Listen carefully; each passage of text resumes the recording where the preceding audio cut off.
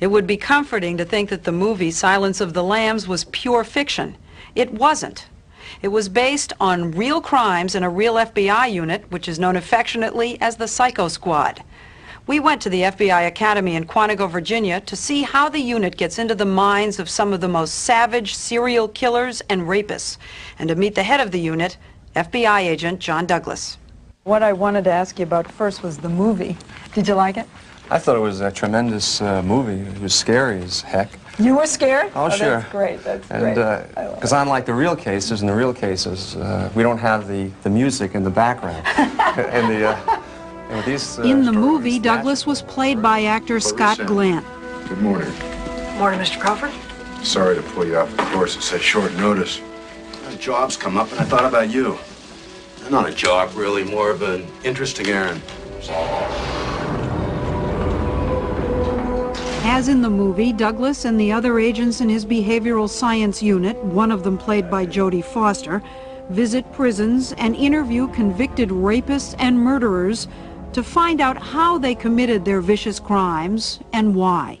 In order to understand the murderer, you really must talk to murderers. We learn how they think. We do try to get into their minds and think like they do. Otherwise, we couldn't do the job that we're doing. We're looking at the probably the more violent criminals of society, the serial murderer, the serial bomber, the serial arsonist, the child molester, the kidnappers, the product tamperers. The scum of the earth. That's right, they're the worst of mankind. Douglas is talking about people like Jeffrey Dahmer, the serial killer in Milwaukee who mutilated his victims.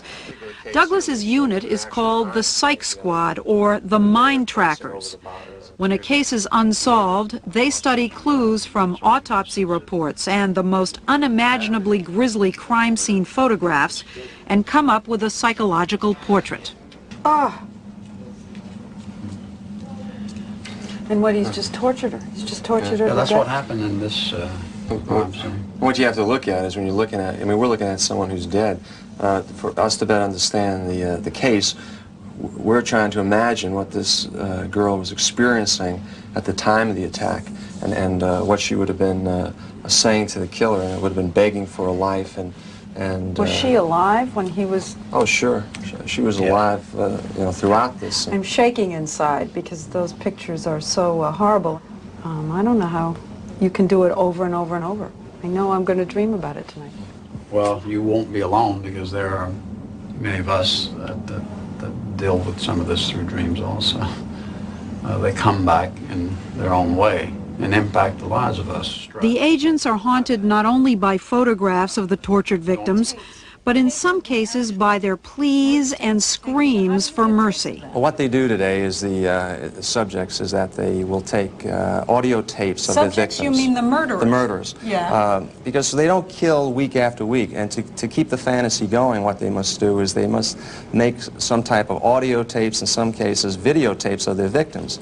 And so what they will do later on is in between each of the kills, they play back the tapes to themselves and relive it. You have actual audio and videotapes of some of these killers doing the crime. Doing the crime or torturing the victim. And then later on, they would play this back like you or I would listen to a piece of music. The agents in the unit, Judd Ray, Jim Wright, and Pete Smerick, and the 8 others are swamped with work from state, local, even foreign police who send them their hardest to solve cases. We were allowed to sit in on a brainstorming session in a case from a police department in the Midwest. They wouldn't say exactly what city. The case was a brutal murder of a young woman, unsolved since 1984. The body was lying in the center of the living room floor on its back, legs and arms was extended, and the throat was cut. With the initial focus on the husband, the team begins studying the pictures of the crime scene and the victim. There's not any display of anger from this guy that's excessive at all. So 2 hours later, the team begins drawing a profile. I think we have a woman who was attacked probably for sexual assault, and she resisted, and his reaction was immediate physical infliction of injuries on her. So I'm just wondering about his experience, having done this in the past. It seems to be limited.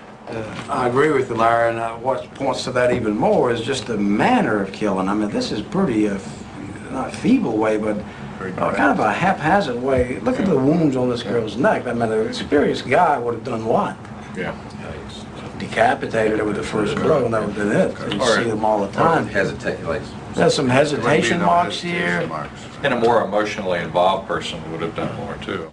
At the end, the mind tracker sent the police a detailed message. It ruled out the husband. Here's who you should be looking for, they said. A young white male in his early 20s who lived near the victim. He has a fairly menial job, probably not an alcohol or drug abuser.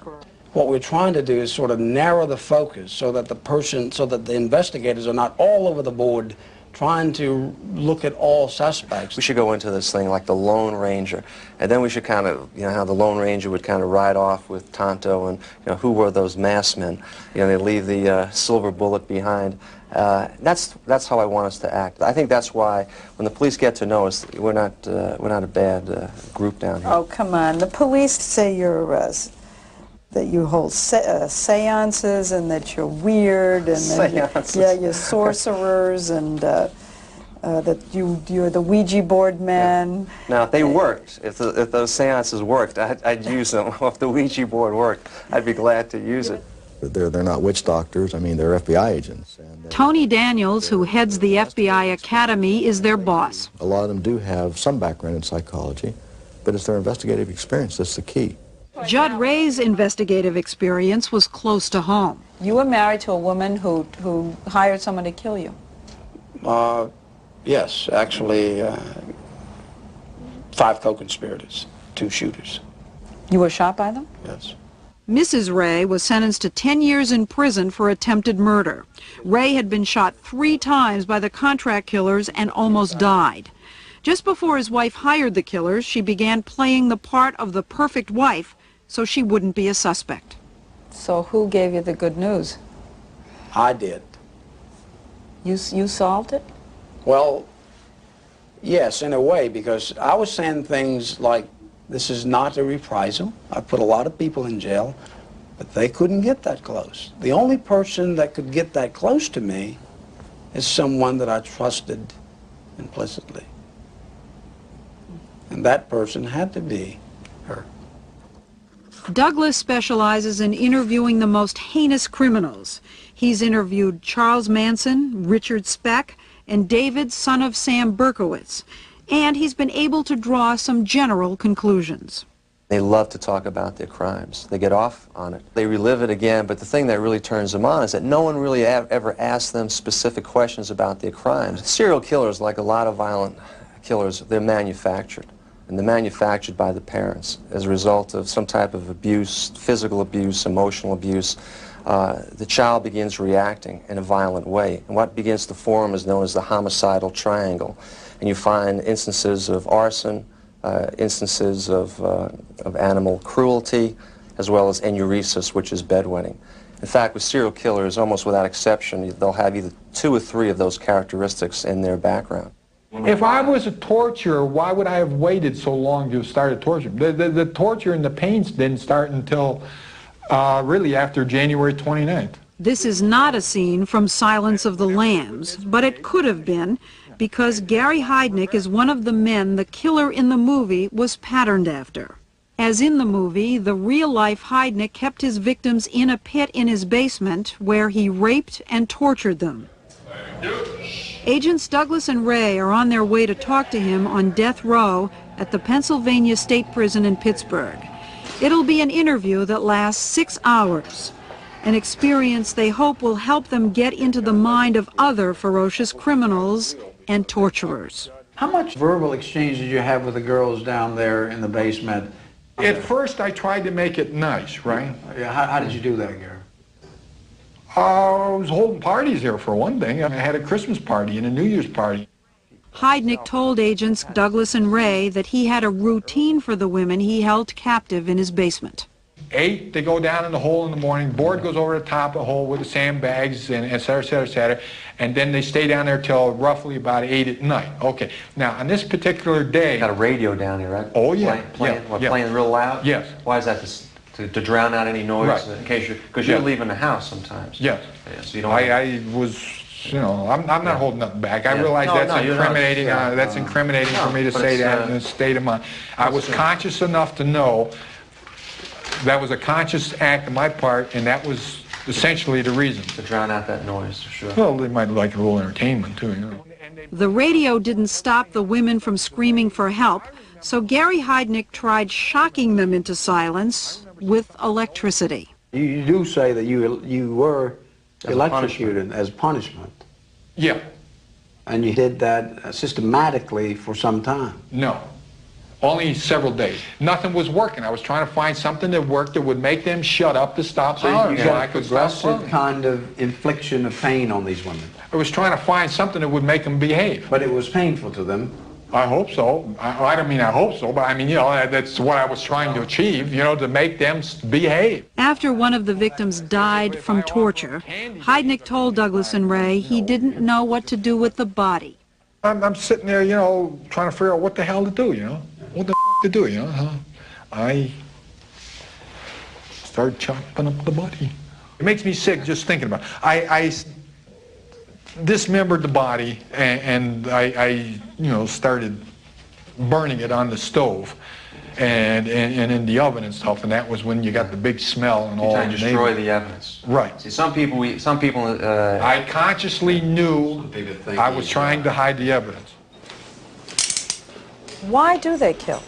The primary motivation is to manipulate and dominate and control that victim. How can this inadequate nobody, for the first time in his life, call the shots and decide whether or not this victim should live or should this victim should die? Some agents have trouble distancing themselves from the horror stories like the one you just heard, so a lot transfer out of the unit. Many of those who stay find their health is affected. Skin rashes and ulcers are commonplace. Douglas keeled over and nearly died 7 years ago from viral encephalitis brought on by stress.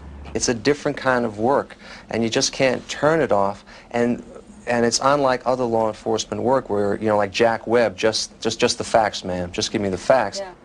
You leave the penitentiary sometimes, or you leave a crime scene, and you just cannot believe that someone could have done these acts to another person. And it is extremely difficult to detach your emotions. So you try to lose yourself in, you know, maybe reading a book if you can, or go out jogging, exercising. You can't escape it. Can't escape it. I walk into a park with my family, and I'm down by a stream. My eyes start looking around because this reminds me of previous crime scenes that I've been involved with in the past, and looking for the corpse. And the other agents out here will tell you the same thing, is you're always looking for signs like that.